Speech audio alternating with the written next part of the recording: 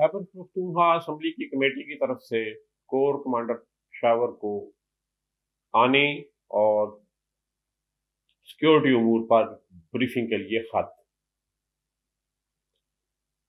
सदर की मंजूरी के बगैर ही ऑर्डिनेंस का इजरा और इस मामले पर पीपल्स पार्टी का कौमी असम्बली से वॉकआउट। कौमी असम्बली सेनेट की स्टैंडिंग कमेटी आईटी का इजलास, जिसमें कॉल सेंटर्स के मामले पर और पीटीसीएल के बोर्ड मेंबर्स के मामले पर कि उसमें शामिल कुछ सरकारी मुलाजमीन को 5 से 8 हज़ार डॉलर फी मीटिंग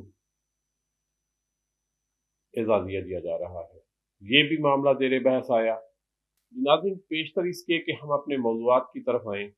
आपसे गुजारिश है कि आप चैनल को सब्सक्राइब करें, वीडियो को लाइक, शेयर और कमेंट करें। नाज़रीन, गुज़श्ता रोज़ खैबर पख्तूनख्वा असम्बली की एक कमेटी की तरफ से लिखा गया खत सामने आया है। ये खत कोर कमांडर पेशावर को लिखा गया है, जिसमें उन्हें कहा गया है कि वो आकर कमेटी मेंबरान को सिक्योरिटी सूरत हाल पर ब्रीफिंग दें और इस मामला पर भी कि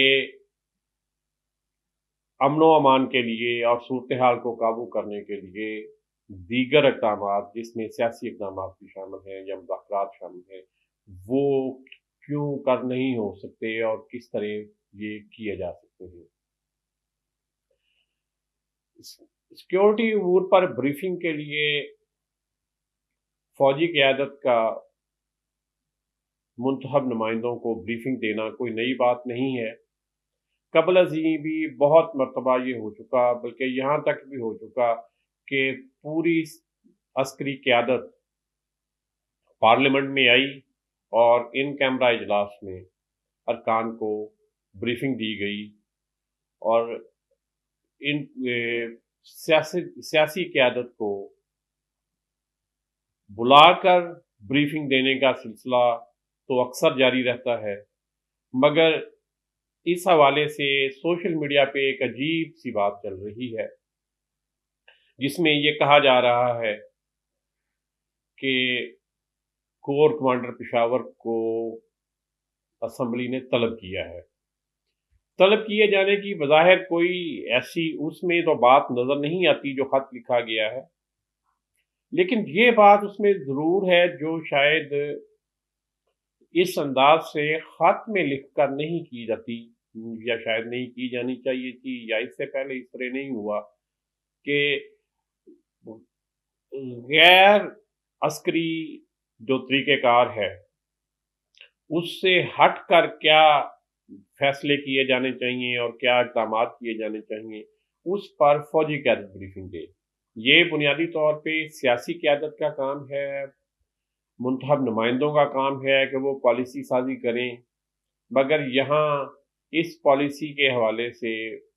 फौजी क़यादत को और कोर कमांडर को ब्रीफिंग के लिए कहा गया है। ये एक बड़ी मुख्तलिफ सी बात है। अभी देखते हैं कि ये ब्रीफिंग हो पाती है या नहीं, कि इन मेंबरान असम्बली को बुलाया जाता है ब्रीफिंग के लिए, ज़्यादा इम्कान तो यही है। और अगर कोर कमांडर वहाँ असम्बली जाते हैं ब्रीफिंग के लिए, तो फिर वहाँ पे क्या कोर कमांडर की तरफ से जो सियासी मामलात हैं उस हवाले से कोई ब्रीफिंग कि किस तरह सियासी अंदाज में या मुज़ाकरात के ज़रिए इस सूरत हाल को जो खैबर पख्तूनख्वा में और साबका कबायली इलाकों में दरपेश है, उसको किस तरह काबू किया जाता है या उस पर किस तरह कंट्रोल किया जाता है। नाज़रीन, गुज़श्ता रोज़ कौमी असम्बली से पाकिस्तान पीपल्स पार्टी के अरकान ने वॉकआउट किया। वॉकआउट की वजह ये बताई गई कि स्पेशल इकनॉमिक जोन अथॉरिटी का ऑर्डिनेंस सदर आसफ अली जरदारी की मंजूरी और दस्तखतों से बगैर ही जारी कर दिया गया। जब अरकान ने वॉकआउट किया, पीपल्स पार्टी के अरकान ने, تو انہیں روکنے کی کوشش کی، اور وفاقی وزیر قانون اعظم نذیر تارڑ نے یہ کہا کہ یہ سوشل میڈیا پہ اس طرح بات چل رہی ہے، ہم اس کو دیکھتے ہیں، اور ایسا نہیں ہے کہ صدر کی منظوری کے بغیر آرڈیننس جو ہے وہ نافذ کیا گیا ہو۔ بعد ازاں ابھی آج صبح جو خبر نظر سے گزری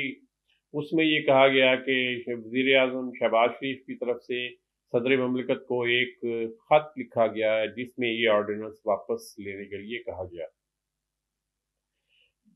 یہ بڑی حیرت کی بات ہے کہ وفاقی وزیر قانون و انصاف اعظم نذیر تارڑ، جنہوں نے ایوان میں یہ کہا، اور ان کے کہنے سے یہ لگتا تھا کہ اس طرح کا کوئی واقعہ نہیں ہوا یا اس طرح ہوا ہی نہیں ہے، اور بعد میں اس کے لیے خط کا لکھا جانا کہ یہ آرڈیننس واپس لے لیا جائے، کہ اعظم نذیر تارڑ کی اپنی وزارت کے اندر وہ کون لوگ ہیں جو اس قدر طاقتور ہیں کہ صدر کی منظوری کے بغیر ہی آرڈیننس جو ہے وہ نافذ ہو گیا۔ صدر مملکت کا کردار اب انتہائی محدود ہو چکا ہے، اور جو چند اختیارات ان کے پاس باقی ہیں ان میں ایک آرڈیننس جاری کرنے کا اختیار بھی ہے۔ آرڈیننس کے اجراء کو پارلیمانی نظام حکومت میں کسی اچھی نظر سے نہیں دیکھا جاتا۔ آرڈیننس جاری کرنے کا مطلب ہی یہ ہوتا ہے کہ حکومت کسی معاملے پر قانون سازی کو ایوان میں لانے کی بجائے اجلاس کو التوا میں رکھ کر آرڈیننس جاری کر دیتی ہے، کیونکہ حکومت کو نظر آ رہا ہوتا ہے کہ جس قدر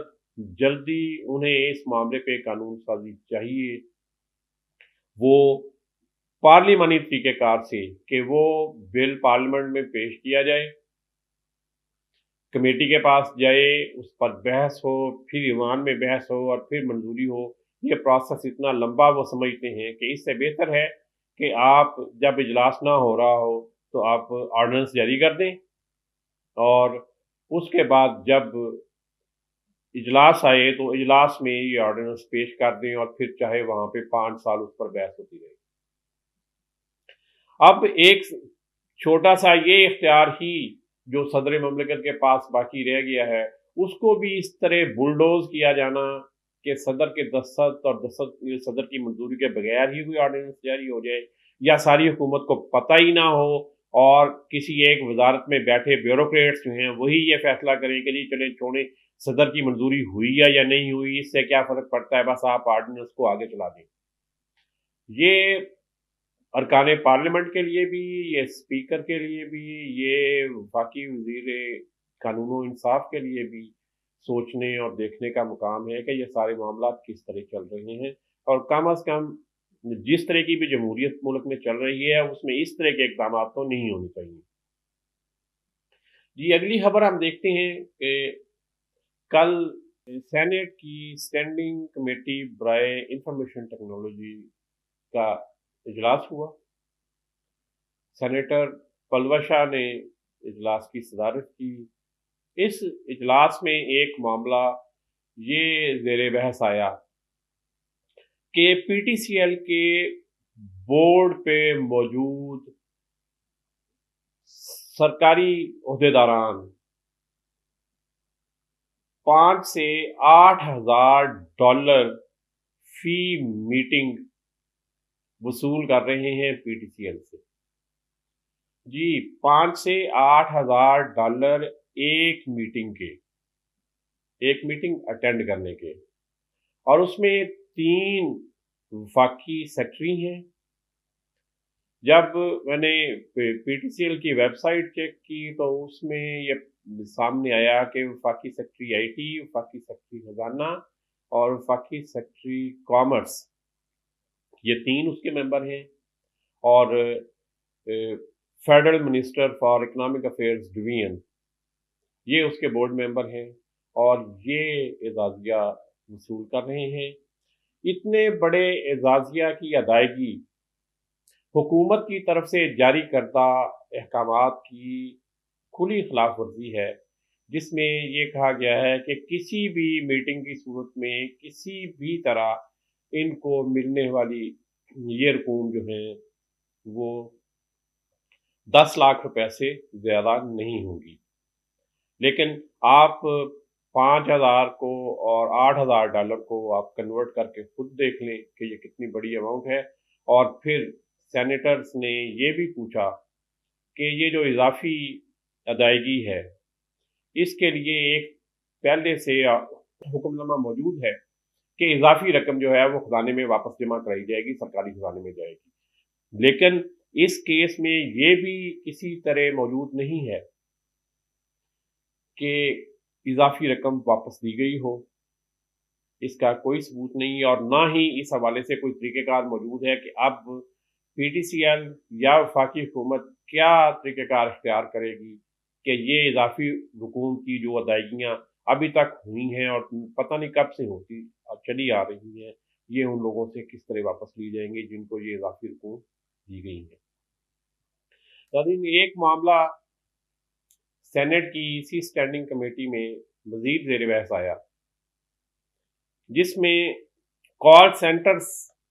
اور کال سینٹرز کی ورکنگ، کال سینٹرز پر چھاپے اور کال سینٹرز کے قانونی یا غیر قانونی ہونے کے حوالے سے سوالات اٹھائے گئے۔ جو روٹین کی معاملات ہیں ان کو ایک طرف رکھتے ہوئے ہم یہ دیکھتے ہیں کہ کال سینٹرز جو ہیں یہ دنیا کی ایک بہت گروئنگ، بہت تیزی سے پھیلتی ہوئی سروسز انڈسٹری ہے۔ کال سینٹرز کا پچھلے سال کا جو کل حجم ہے دنیا میں وہ کوئی 105 ارب ڈالر تھا، بلکہ 2024 تک 105 ارب ڈالر تھا، اور پچھلے سال میں یہ مزید بڑھ گیا ہے اور اس پہ تقریباً 10% سے زیادہ گروتھ اس کی سالانہ سامنے آ رہی ہے پوری دنیا میں۔ جو بڑے ممالک اس کے پلیئرز ہیں جہاں پہ کال سینٹرز کا بزنس بہت زیادہ گرو کر رہا ہے، ان میں امریکہ خود ہے، ان میں یورپی ممالک شامل ہیں، اس میں انڈیا ہے، فلپائن ہے، میکسیکو ہے اور جنوبی افریقہ ہے۔ ان ممالک میں کال سینٹرز قائم کرنے کا اور کال سینٹرز چلانے کا بزنس بہت تیزی سے چل رہا ہے۔ پاکستان کے اندر بھی 1,000 کے قریب کال سینٹرز رجسٹرڈ ہیں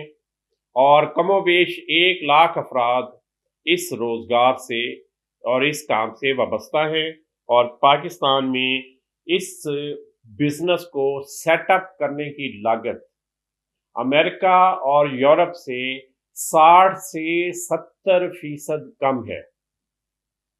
جی، 60 سے 70% کم پیسوں میں یہ بزنس پاکستان میں اسٹیبلش کیا جا سکتا ہے اس پیسے کی نسبت جو امریکہ یا یورپ میں یہ بزنس شروع کرنے کے لیے درکار ہے۔ اور دوسری بڑی ضرورت اس چیز کی ہوتی ہے کہ اگر ان ممالک سے باہر یہ کال سینٹرز قائم کیے جائیں تو اس کے لیے انتخاب کیا جاتا ہے ان ملکوں کا جہاں کے لوگ انگریزی بول سکتے ہیں، انگریزی سمجھ سکتے ہیں اور انگریزی میں اپنی بات کنوے کر سکتے ہیں اور دوسرے کی بات سن کے اس کا مناسب جواب دے سکتے ہیں اور ان کو گائیڈ کر سکتے ہیں۔ اسی لیے یہ بزنس انڈیا، فلپائن، میکسیکو اور جنوبی افریقہ میں بہت تیزی سے پھیل رہا ہے کہ یہاں پہ انگریزی کی تعلیم اور انگریزی کی سمجھ بوجھ باقی دنیا سے زیادہ ہے۔ پاکستان میں بھی انگریزی کا اچھا سکوپ ہے، اس بزنس کا اچھا سکوپ ہے۔ یہاں پہ خاص طور پہ جو یونیورسٹی گریجویٹس ہیں وہ کیونکہ 4 سال تک انگریزی میں ہی پڑھتے ہیں، اس لیے ان کے لیے اس انڈسٹری میں آنا کافی آسان ہوتا ہے۔ مگر یہ حیرت کی بات ہے کہ کل کے اجلاس میں بھی سینیٹرز نے یہ کہا کہ یہ کام ہی غیر قانونی ہے۔ بھئی یہ کام غیر قانونی نہیں ہے، اس بات کو سمجھیں کہ یہ سروسز انڈسٹری کا ایک نیا کام ہے، ایک بڑا کام ہے اور اس کی 10% سے زیادہ گروتھ ہے۔ इस वक्त कोई बिजनेस दुनिया में 10% से ज़्यादा ग्रो नहीं कर रहा जितनी तेज़ी से ये बिजनेस ग्रो कर रहा है। मगर इसके लिए तरीक़ेकार तय करना, इसके लिए कवानीन बनाना, ये काम करने वालों को सहूलतें फराहम करना, उन्हें इंटरनेट और टेली कम्युनिकेशन की अच्छी सहूलतें फराहम करना, हुकूमतें हमारी और हमारे इदारे ये काम तो कर नहीं सकते, लेकिन जो लोग ये काम कर रहे हैं कानूनी तौर पे, उनके रास्ते में भी रोड़े अटकाना और इस सारी की सारी इंडस्ट्री को ही गैर कानूनी कह देना इंतहाई नामुनासिब। और मेरा ख्याल है कि इस तरह की बात करने वाले लोग पता नहीं किस दुनिया में, किस दौर में जिंदा हैं कि उन्हें आने वाली इंडस्ट्री जो है उसका एहसास ही नहीं है कि आने वाले दौर के बिजनेसेस क्या हैं। अब तो कम से कम ये देख लें कि मेरा ख्याल है कि अगर इस तरह की बात करने से पहले लोग सिर्फ चैट जीपीटी से, ग्रॉक से या एआई के किसी भी दूसरे चैटबॉट से ये पूछ लें, सिर्फ एक सवाल लिख के कि आने वाले दौर के ग्रोइंग बिजनेस कौन से हैं, तो उनको इन बातों का जवाब मिल सकता है आसानी से, और वो इस की रोशनी में ही गुफ्तगू भी कर सकते हैं और पॉलिसी साजी भी कर सकते हैं। कम अज़ कम उनको ये अंदाज़ा हो सकता है कि किस तरह आगे चल के दुनिया किस तरफ जा रही है और कौन से बिजनेसेस ग्रो कर रहे हैं। बहुत शुक्रिया।